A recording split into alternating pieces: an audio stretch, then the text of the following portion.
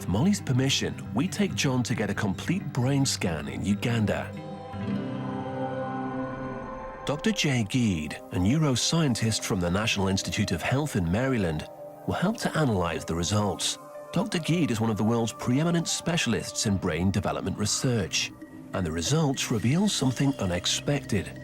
In almost every way, John's brain is healthy and normal, except for one thing. The most striking feature is this dark area right here. This is a pretty big area of damage, about the size of a grapefruit.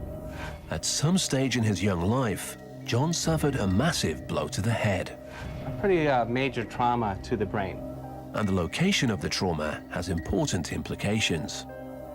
This part of the brain is ground zero for language function. Understanding language, learning language is almost completely wiped out here. Just looking at the picture, not even knowing anything about John, I'd say, this is a person who's probably going to have a lot of difficulty with language. But the good news is much of the rest of the brain is fine. And so this should allow John to enjoy life and to have an imagination and to have social interactions. We may never know exactly when John received his injury, but we do know that it was the trauma to John's head in early life, not the effects of living in the wild, that caused the language difficulties John has today. What John Sabunya's case demonstrates is that the effects of living in the wild reveal only half the story.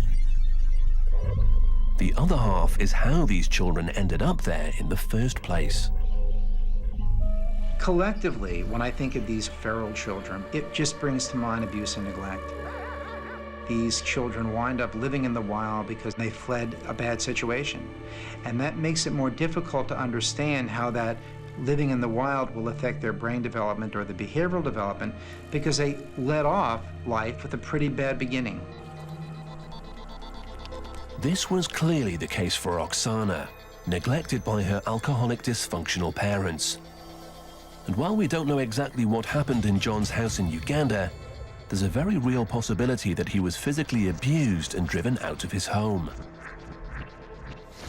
On closer examination, many famous wild child cases come down to parents who have abandoned their unwanted offspring.